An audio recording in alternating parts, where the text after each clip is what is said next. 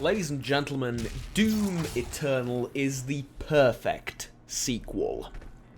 Hello and welcome, my name is Juggernaut, and today we're going to talk about that. But as Doom is a high-action, fast-paced FPS game, I'm going to give you a relatively quick description of what I mean by this, a sort of TLDR to the video, and if you're more interested in if you're interested in a more in-depth discussion about this, then I'm going to delve into details at least a little bit towards the end of the video. But off the get-go, Doom is a perfect sequel. Why so? Well, the TLDR of it, as I said, is it changes just enough of the, I want to say the original Doom, but not of Doom 64, like, the Doom from a few years ago.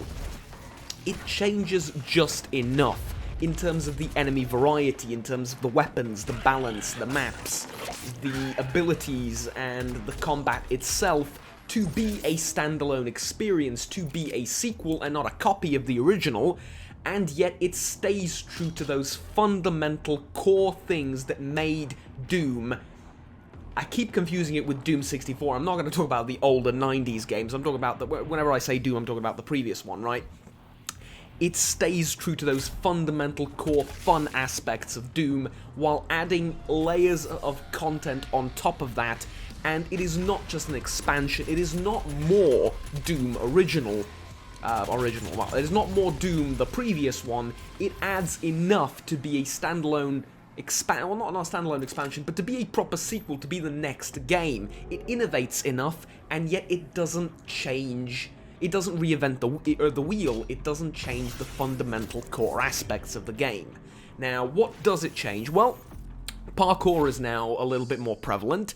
You get to jump around, grab onto ledges, stuff like that. You start off with double jump, and you can swing around from poles and stuff like that, allowing for greater mobility, both in combat and when solving, I don't want to call them puzzles, but it's kind of those little things and acrobatics that you need to do between all the fighting, right? And when it comes to finding secrets as well, it hides them a lot more intelligently. It hides them within sight, so it shows you that there is a secret there, but it doesn't exactly tell you how to get to it, so you need to use your brain for that. In terms of the combat itself, it is the heavy metal in the background, raw, good old-fashioned FPS, but it does add a variety of new weapon mods, new upgrades, a sort of slightly different and slightly improved way. I'll talk about more, if you're interested, I'll talk about more about that towards the end of the video. Actually, the only thing that I'm not quite so sure about in the game is the suit upgrade system. Mind you, I didn't really adore it in the previous game, so I suppose now, but that's literally the one thing. I am hard-pressed to find a single feature within Doom Eternal that isn't phenomenal or a straight-up upgrade over the previous Doom, and I love the previous Doom, right? Played the hell out of it, had fun in, like, the custom editor thing. It was absolutely phenomenal, and yeah. Alright, that's like a 3.5 minute of this video, essentially the TLDR of it. It is improved in every way, while being a new game, while being a step up, a sequel and not a copy of the original, but it doesn't change too much. That's the sort of TLDR. Now, let's get into a little bit more detail. So, what has exactly changed? Well, I'm going to start off with enemy variety, because I think that's my favourite. You do see a return of quite a few of the enemies from the previous Doom, of course, but there are new ones as well. Some of the stuff you'll be familiar with from the old, way old Doom games, like Doom 64, Doom 2, and so on. Some of them, however, do appear modulated and changed enough to be called, I guess, brand new. But they are integrated very well, and they present a unique challenge. And this is a very important thing. The enemy variety is not just in its visuals. I mean, I almost feel like I shouldn't be saying this. It's Doom, you've seen the previous one, this is just more of it and better in this case. But yes, they present new enemies to you, and a lot of them are actual challenges, especially on the higher difficulty. And I would like to apologize immediately for the gameplay in the background. It's not the greatest. I am playing this on a fairly high difficulty level, I think one above hardest. Or actually one below hardest, if that makes any sense. It's above on the menu, you know what I mean. The penultimate difficulty, if you will.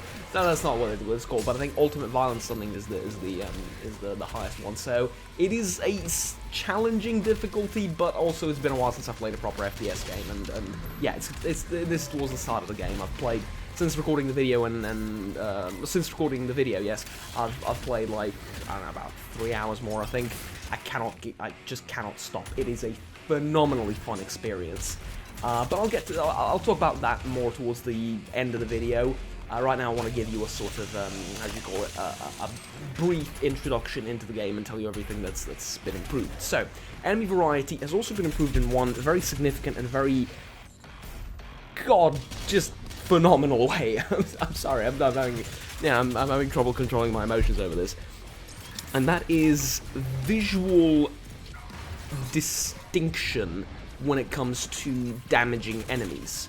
They don't have a health bar, obviously, but as you shoot them, you will see their limbs start to, you know, lose flesh, their head will be half torn off, or their chest will have holes in it, and so on and so forth, depending on what you shoot them with. This is brilliant, and it is kind of a detail in the game, and you don't really notice it all the time, but sometimes, especially on the larger enemies, you will see that, hey, I blew its leg off, and now it's limping over towards me rather than running. Stuff like that is absolutely phenomenal to look at, and is definitely, both from a visual and technological standpoint, a step up over the previous Doom, but also from a gameplay standpoint, as it is not just something to look at, it is something that actually influences the gameplay itself. So, that said, what has also been changed is something I'm not extremely competent to talk about right now, and that is the balance. But I can see that the balance has been improved. Specifically the damage of weapons and the points in the game at which you acquire them. So what I mean by this is, don't worry, nothing's been nerfed. It's just that when you acquire it and how much damage it does to relative enemies has been reworked in such a way that no weapon is useless, right? In the previous Doom, by the time you acquire the plasma rifle, you don't really need it. You have the machine gun with the micro missiles thing, you have the shotgun, you have the super shotgun, you have the did you have the rail cannon as well at that point? I don't know. You have missiles, you have grenades, so on and so forth. The plasma rifle becomes a bit irrelevant. Here, though, you get the plasma rifle fairly early on, and it is useful, especially due to a variety of its mods. And speaking about the mods, the modding system for the weapons didn't need much of an upgrade compared to the previous Doom. It was great. You unlock mods and you spend points on upgrading those mods, and they give you, a variety of buffs to your weapons, making the game more interesting, making the gameplay more dynamic. As you progress, it gets more and more insane as you go through the levels, and it's pretty much a carbon copy of it here. Some of the mods are slightly altered, and what they do has been slightly changed to add nuance, I suppose, but basically it is the same system, and it is phenomenal. Furthermore, the level design has been changed, and I don't mean just the parkour bits. No, the level design has been changed, and it's difficult to describe how. It's just been made better, right? The maps are just... It feels like they've been designed more carefully, if that makes sense, and they're a little bit more complicated. Not difficult to get around and move around in, but they feel like they have more features packed into less space, right?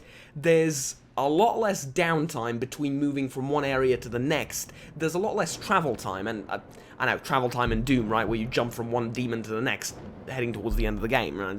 That's all you do, basically. I know, but they've managed to condense them ever so slightly, and fill them up with all sorts of runes, secrets, unlockables, glyphs.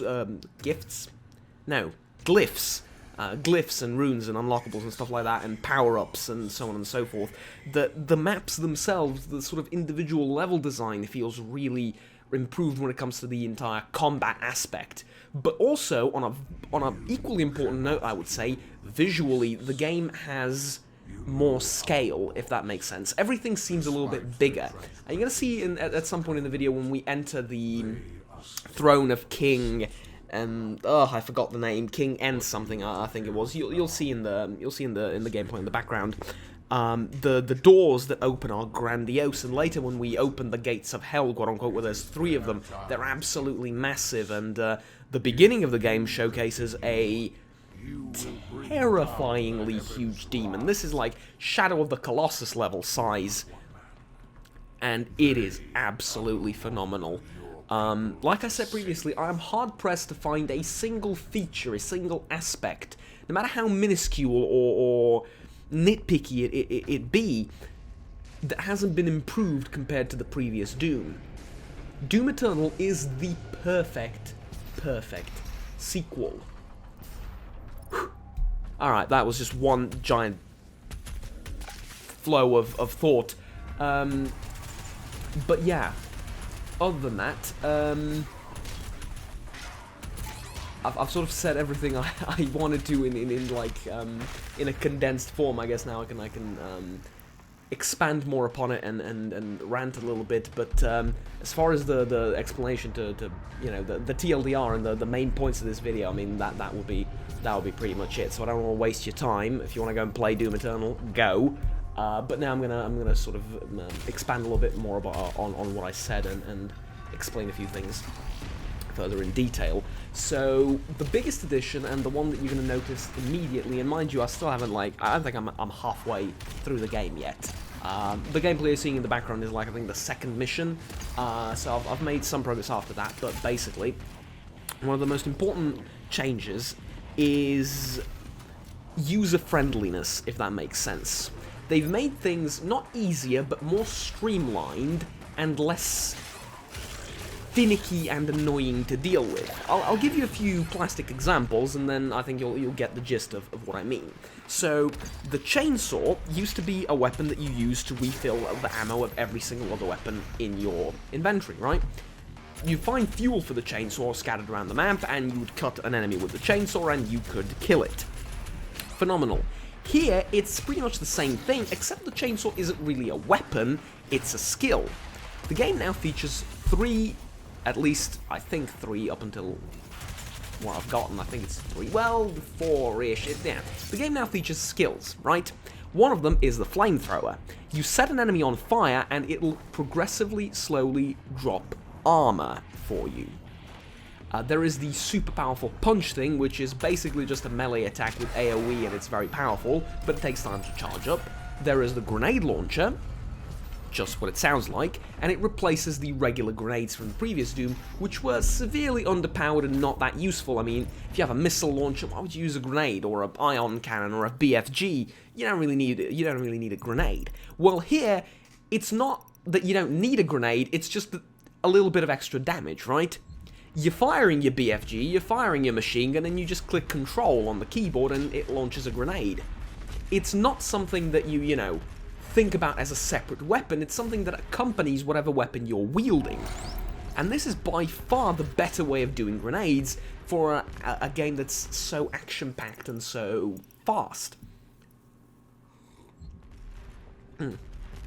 Speaking of which, I'm going to take a sip and breathe for a second. Right, so furthermore, you also have the chainsaw ability.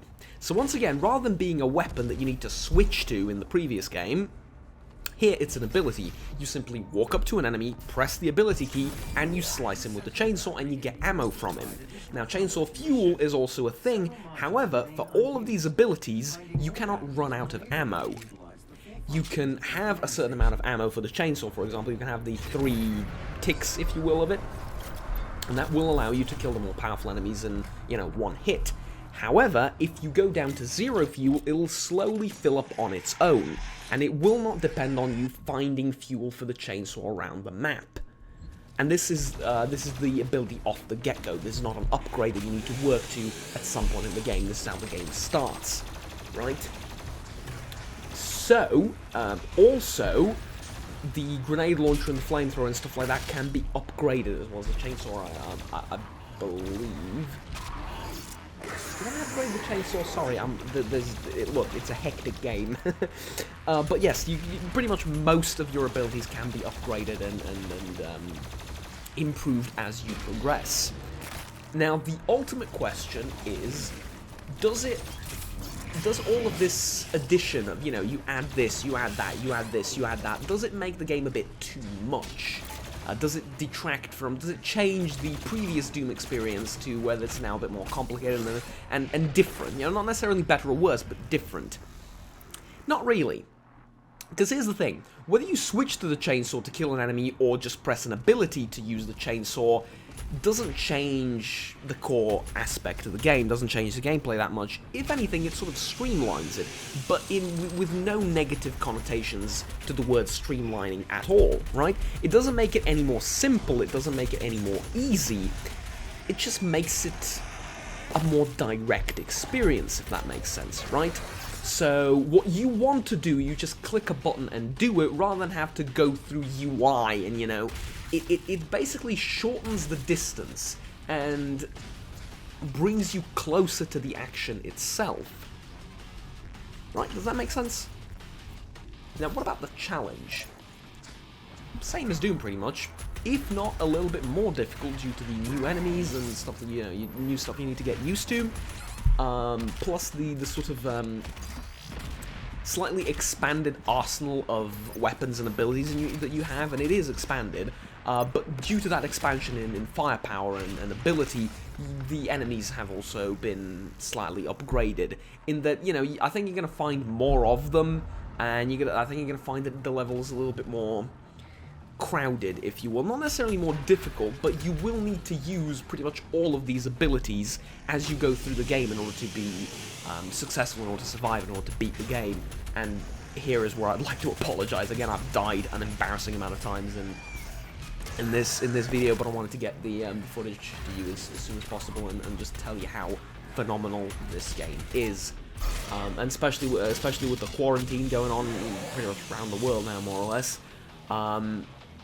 Yeah, I would definitely recommend that you pick this up and stock up on supplies and just ride it out with this game, because, like I said, I don't want to get in too much into details, and I don't want to spoil too many things. I sort of want to leave it off on a semi how do you call that, like semi vague note. Where I don't want to talk about specifics with individual weapons and stuff.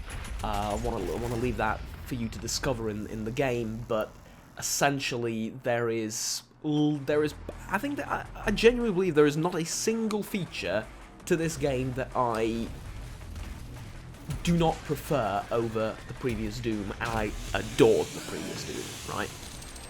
Also, the maps have been not the map like map design, but the actual map that you look at, right, just to find out where you are and where you're supposed to go. That's been also designed a little bit better. It's now clearer where you've been and where you need to go, and if you've missed secrets and stuff like that, the map will actually show you. It won't show you how to get to it, but it'll tell you, like, oi, there's a power up here, or oi, there's a secret roughly in this area. You need, maybe you need to go around the entire, let's say, level in order to get to it, but it's here, you know, it exists. Which in no means detracts from, I guess, any aspect of the game. It just makes it more fun to interact with, more fun to play. It just ultimately, there's just one word I'll sum this entire sequel as, and it is fun. Awe-inspiring amounts of fun. Very easily some of the most fun I've had in an FPS game since the 90s, right? When I was a wee little lad playing his first FPS titles. Anyways, that's about it. I have about 2 or 3 minutes worth of footage left. I'm going to show you that, and ladies and gentlemen, stay safe out there in these troublesome times. Pick up this game if you're remotely interested in FPS titles, because it is, in my modest opinion, by far one of the best ever. And I'll see you around for the next video. Have fun, take care, and bye-bye.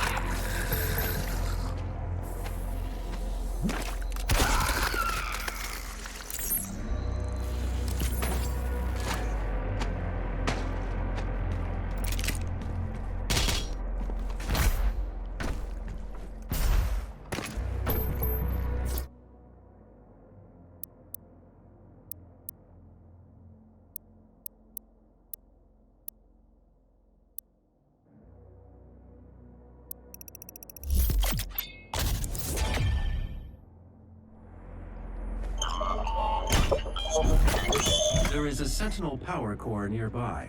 You can use it to activate the mech and clear a path forward.